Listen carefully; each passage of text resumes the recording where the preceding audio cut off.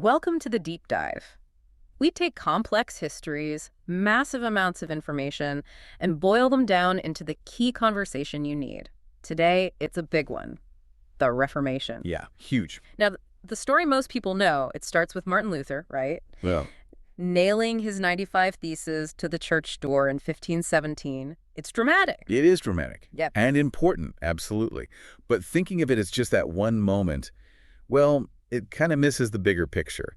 It wasn't a lightning strike out of nowhere. Okay, so it's more complicated. Much more. But what we call the Reformation was really a whole messy collision of different theological ideas, political power plays, social changes, all happening across Europe in the 16th century. Plural then, Reformations. That's how a lot of historians see it now, yeah. You've got Lutheranism taking off, but then there's Calvinism, which is different again, and the radical reformers, the Anabaptists, plus the Catholic Church itself is reforming internally. It's all happening. Right. So our mission today, for you listening, is to unpack that complexity. We need to understand the deep roots, the stuff that made this whole explosion possible long before Luther. Exactly. And then look at how it fractured, why it fractured into these different streams, and crucially, how this 16th century upheaval basically shaped the modern world we live in. The consequences were enormous. It's a vast topic, honestly. The sheer volume of writing on this is staggering. But we've done the sifting. We're giving you the essential insights. Let's dive in. Where do we start? Maybe with the mood in Europe before 1517. Yeah, let's set the stage. What was the atmosphere like? Because it feels like it must have been ripe for change. A real powder keg. That's a good way to put it. You have to remember the psychological backdrop. Europe had been through centuries of, frankly, terrifying calamities. The biggest one, the Black Death. Wiped out maybe a third of the population. At least. Imagine the trauma. It leaves this deep-seated, lingering fear of sudden death. You see it everywhere in the art of the time, that dance macabre imagery death, coming for everyone, kings, peasants, everyone. And that fear translates into anxiety about salvation, right? If you could die at any moment, you'd be desperate to know you're okay, spiritually speaking, worried about purgatory. Absolutely central. Purgatory, this idea of a painful waiting room before heaven, it loomed large. Minimizing your time there became a major preoccupation, and this intense spiritual need runs right up against the problems within the church itself. The institution that should have been providing comfort and answers. Right, but it was struggling. You had serious structural issues, things like pluralism. That's holding multiple church jobs at once. Exactly. A bishop might hold 3 bishoprics, or a priest multiple parishes, which inevitably leads to non-residence. You can't be in 3 places at once. So you hire deputies. Often poorly paid, poorly educated deputies. The actual pastoral care, the spiritual guidance people craved, it just wasn't there in many places. Lay people weren't stupid. They saw this. Respect for the hierarchy eroded. And it wasn't just local priests. The very top, the papacy, had its own scandals. Oh, absolutely. The Renaissance papacy. Well, it wasn't always focused solely on spiritual matters. Think of Pope Alexander VI, Borgia Pope, openly promoting his illegitimate children. Or Pope Julius II, the warrior pope, literally leading armies. It doesn't sound very Christ-like. It wasn't, and people noticed. You start seeing these sharp underground satires, like Julius excluded from heaven, where the pope gets turned away at the pearly gates. That tells you something about the cynicism among the educated classes, even before Luther. Okay, so there's fear, there's corruption, there's cynicism, but that deep need for salvation, for dealing with the purgatory anxiety, that was real. The church did offer solutions like indulgences. Weren't they meeting a genuine need, even if imperfectly? That's the crucial tension. Yes, the church offered mechanisms: confession, penance, good works, pilgrimages, and, yes, indulgences, actions, or donations believed to lessen time in purgatory. Yeah. These were tangible. People felt they were doing something. Which makes Luther's later solution, focusing on internal faith alone, seem almost abstract, maybe, harder to grasp. Initially, perhaps. But his message resonated partly because the existing system felt increasingly transactional, even corrupt.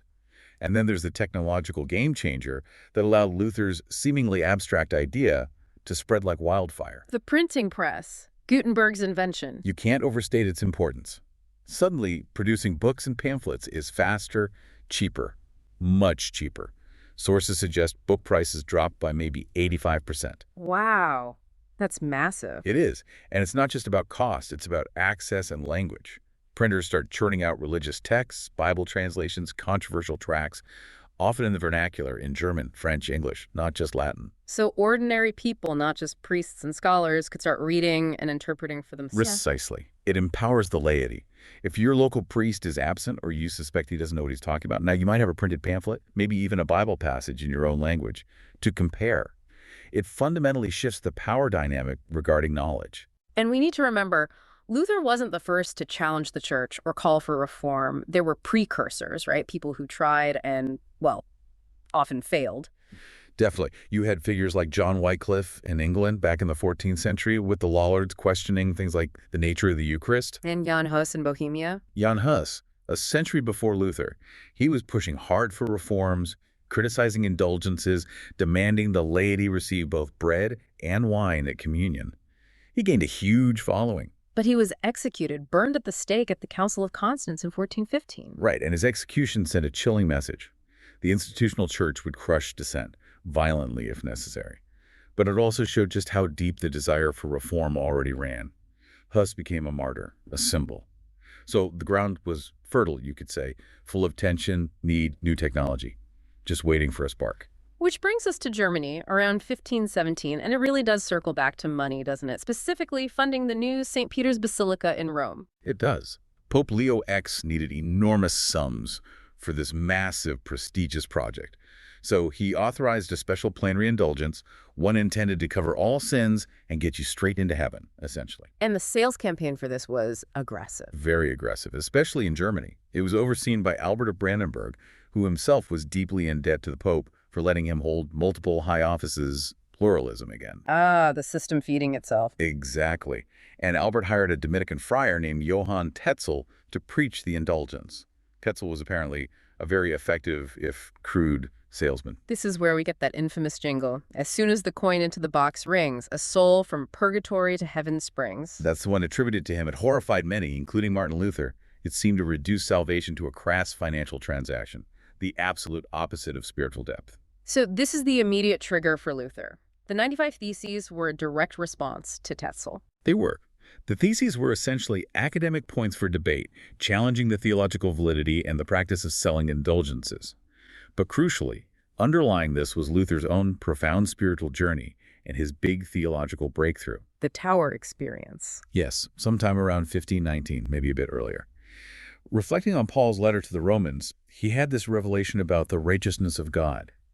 He realized it wasn't primarily about God's punishing justice, but his saving mercy, granted freely to those who have faith. Justification by faith alone, sola fide. Sola fide, that's the core. The Catholic Church taught faith plus good works, sacraments, mediated by the Church. Luther came to believe that justification before God comes only through faith in Christ's sacrifice.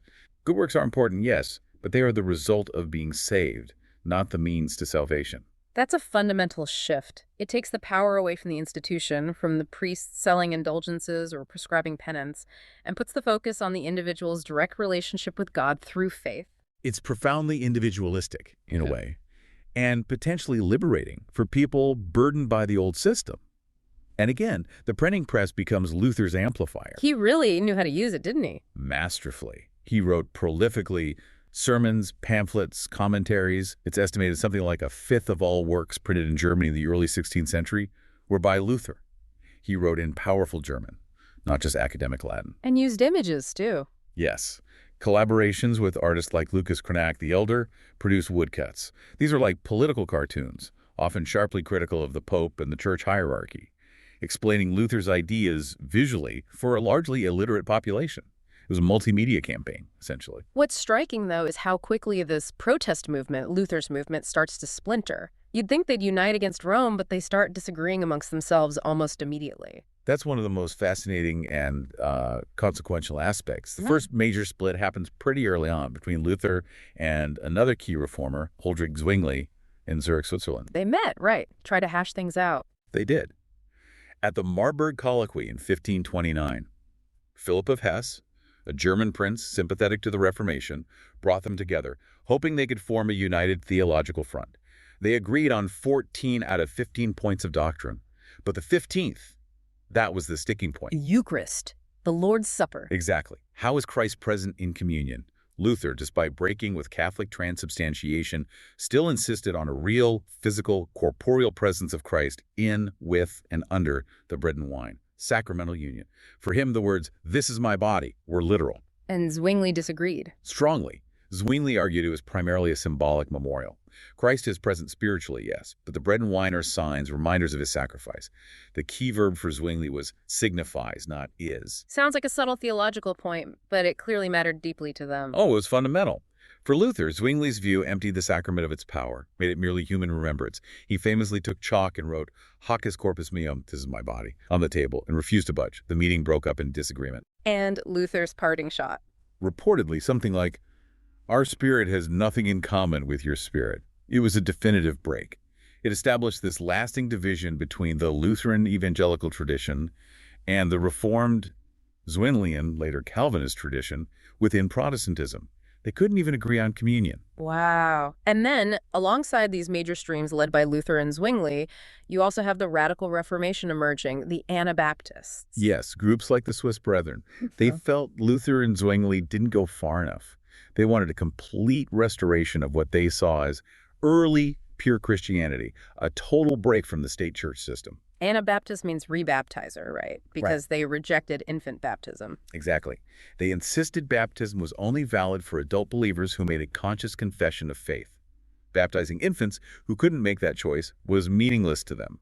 This was incredibly radical because infant baptism was tied to citizenship, social order, the whole fabric of medieval society. So rejecting it wasn't just a theological stance, it was seen as politically subversive. Deeply subversive. It implied creating a separate community of believers, distinct from the wider society. They often embraced pacifism, refused to swear oaths, wouldn't hold public office, basically separating themselves from the world. Which made them targets for persecution by both Catholics and other Protestants. Tragically, yes. Yeah. Rebaptism was often made a capital offense. The story of Felix Manz, one of the early Swiss Anabaptist leaders, being deliberately drowned in Zurich in 1527. It's horrific. Zwingli himself approved it. They were seen as dangerous anarchists, threatening the stability of church and state. Yet, despite this intense persecution, they developed their own core beliefs and practices. They did. The Schleitheim Articles of 1527, drawn up by Michael Sattler shortly before his own execution, became a foundational document. It outlined their key tenets: believers' baptism, the Lord's Supper as a memorial for baptized believers only, separation from the world, pacifism, no oath-swearing. It defined Anabaptist identity for centuries. So you have these theological splits, Lutheran, Reformed, radical, happening almost simultaneously. But how did any of these actually survive and spread? It seems like theology alone wouldn't be enough against entrenched power. You've hit the nail on the head.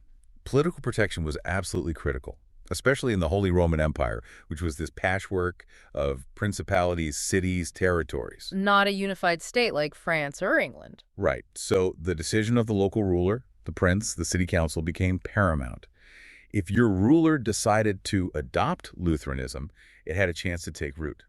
If your ruler remained loyal to the emperor and the pope, reform movements were often suppressed. It became highly politicized very quickly. Is that where the name Protestant actually comes from, a political act? It is. In 1529, at the Diet of Speyer, the Catholic majority tried to reverse earlier concessions and enforce the condemnation of Luther. A group of Lutheran princes and cities formally issued a protestatio, a legal protest against this decision. So they were the protesting ones, Protestants. That's how the name stuck. It originated in a specific political dissent within the empire's legal framework. And this link between the ruler's faith and the territory's faith gets formalized later. Yes, after decades of conflict, the Peace of Augsburg in 1555 tried to settle things within the empire.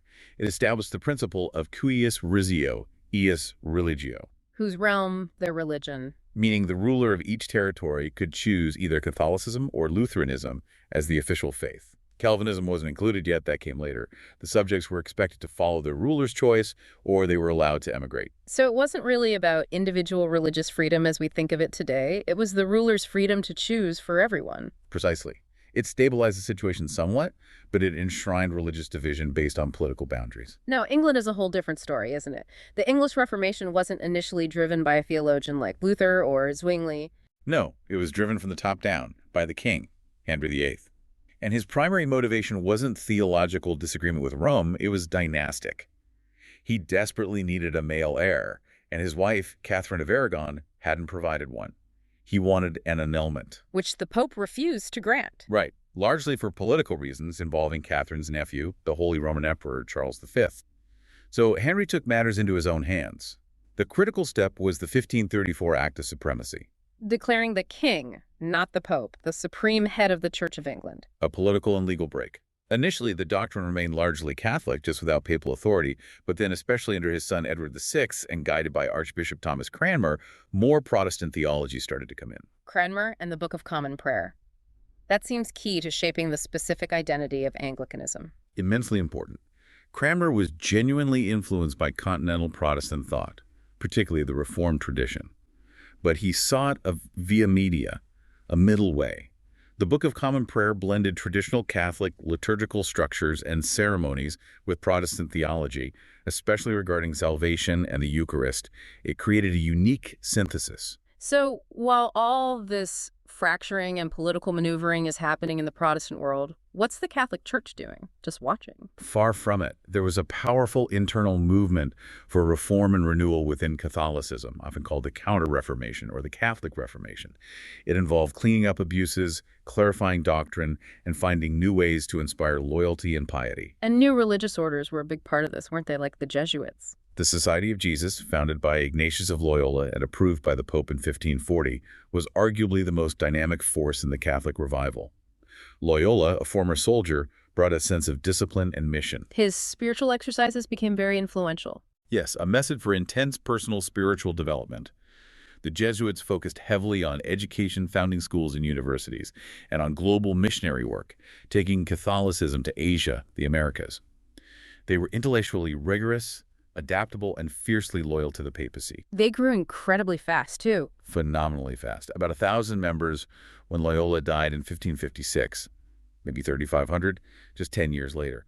They provided the trained manpower and intellectual firepower the Church needed to respond to the Protestant challenge. And the definitive doctrinal response came from the Council of Trent. Yes, the Council of Trent was the linchpin of the Catholic Reformation.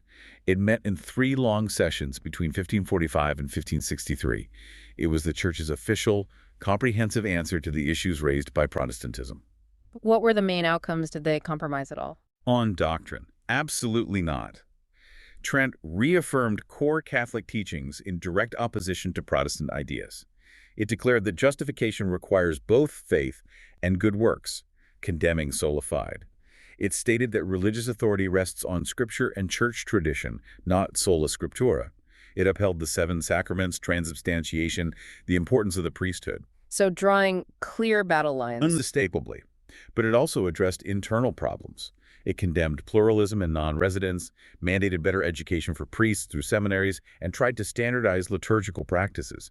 It was about both doctrinal clarity and institutional reform. It shaped modern Catholicism profoundly. So we have these irreconcilable theological positions backed by political power. It sounds like a recipe for disaster. And it was for a long time. The period following the initial Reformation splits was marked by brutal religious warfare across Europe. The French Wars of Religion, the Dutch Revolt against Spain, the 30 Years' War in the Holy Roman Empire. Exactly. Decades, even centuries of conflict where religious allegiance often fueled political and military struggles. Millions died. It was a devastating period, showing just how intertwined faith and power had become. How did it eventually settle down? Was there a final political resolution? The Peace of Westphalia in 1648, ending the 30 Years' War, is often seen as the key moment. It essentially recognized the permanent religious divisions in the Holy Roman Empire. Did it change the cuius regio ius religio principle from Augsburg? It expanded it. Critically, it formally recognized Calvinism alongside Catholicism and Lutheranism as legitimate options for rulers. It also added provisions guaranteeing limited rights for religious minorities within a territory to practice privately. And importantly, it affirmed the sovereignty of individual states, reducing the influence of both the emperor and the pope in political affairs. The Pope didn't like that, I imagine. Pope Innocent X furiously condemned the treaties as null, void, invalid, iniquitous, unjust, damnable, and so on. But the European powers largely ignored him. It signaled a major shift, the end of the papacy's ability to dictate political arrangements across Europe. The modern secular state system was beginning to emerge. Beyond the wars and the politics, what were the long-term, perhaps unexpected consequences of this whole era? things that still affect us. Well, literacy is a huge one. Luther's insistence that everyone should read the Bible spurred efforts towards mass education, especially in Protestant regions. And his German Bible translation itself. Hugely significant, not just for religion but for language. It played a key role in standardizing modern High German. Similar effects happened with vernacular Bible translations elsewhere.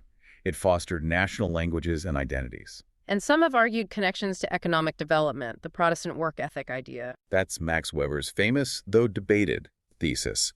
The idea that certain aspects of Protestant theology, particularly Calvinism's emphasis on hard work, discipline, and seeing worldly success as a possible sign of divine election, contributed to the rise of capitalism. It's complex, but the Reformation certainly reshaped cultural attitudes towards work, money, and society. So looking back at this whole tumultuous period, for you, the listener, what's the big takeaway? We started with Luther and a thesis, but it became so much more.